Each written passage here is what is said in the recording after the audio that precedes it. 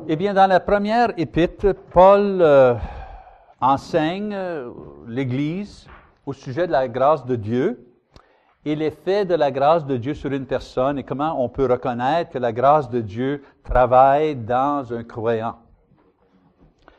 Dans la deuxième lettre, Pierre va va traiter d'autres sujets parce que sa propre situation a changé.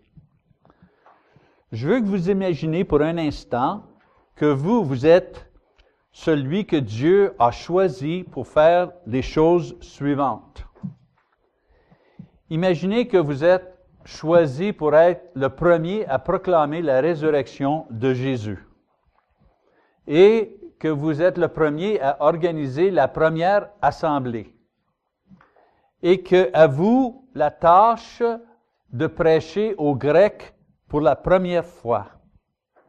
Et aussi de produire des écrits inspirés et de fournir du leadership avec les autres apôtres pour toutes les églises.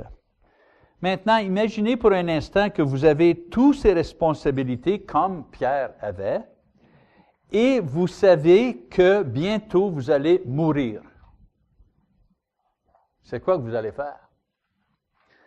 Les historiens nous disent que Pierre était à Rome à l'époque et en 67, après Jésus-Christ, il a été arrêté avec d'autres chrétiens pendant la persécution de chrétiens dans cette ville à cette époque.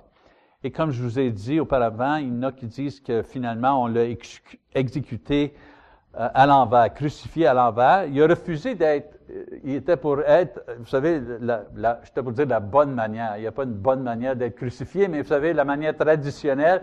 Et il a refusé d'être crucifié de cette façon parce qu'il ne trouvait pas digne de mourir comme le Seigneur est mort et on l'a crucifié à l'envers. Entre les cas. Il n'y a rien dans la Bible qui dit ça, mais on a certains historiens qui nous disent ça. Peu importe sa mort, il savait que la fin était proche. Et il a écrit une dernière lettre aux églises avant sa mort.